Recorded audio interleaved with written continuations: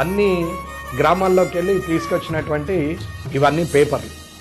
ఇవి అక్షర సత్యం. ఇందులో ఇది రైతు పరంగా రైతులకు నష్టమైనటువంటి పంట చేన్లు, సర్వే నెంబరు, ఎన్ని ఎకరాలు, ఏం పంట అనేది రైతును పెట్టి, రైతు పేరు పెట్టి ఇవాళ అక్కడి నుంచి కలెక్షన్ చేసుకొని తీసుకొచ్చింది.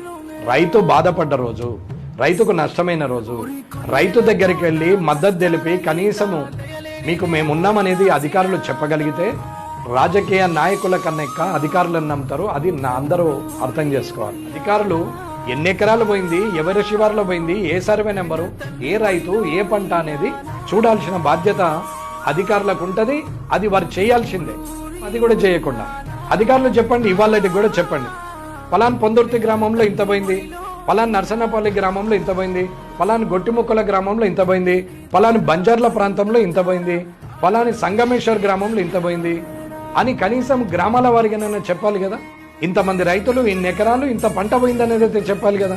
అది కూడా చెప్పకుండా ఎలక్షన్ కోడ్ ఉందని చెప్పి మీరేదో అని అంటే ఎట్లా అవుతుంది? నేచురల్ కలామిటీ ఏర్పడ్డప్పుడు, ప్రకృతి విలయతాండవం చేసినప్పుడు ఏ కోడు అవసరం లేదు. డైరెక్ట్గా అధికారులు, రాజకీయ నాయకులు పర్యటన చేయడాన్ని నేను స్వాగతిస్తాను. ఏ ఒక్క రైతుకు నష్టం లేకుండా మీరు ఏమి అనౌన్స్మెంట్ చేస్తారో ప్రభుత్వం వారి ఇష్టం. దానికి నేనేం డిమాండ్ చేయట్లేదు, కానీ ఇవ్వాలని డిమాండ్ చేస్తున్నాను.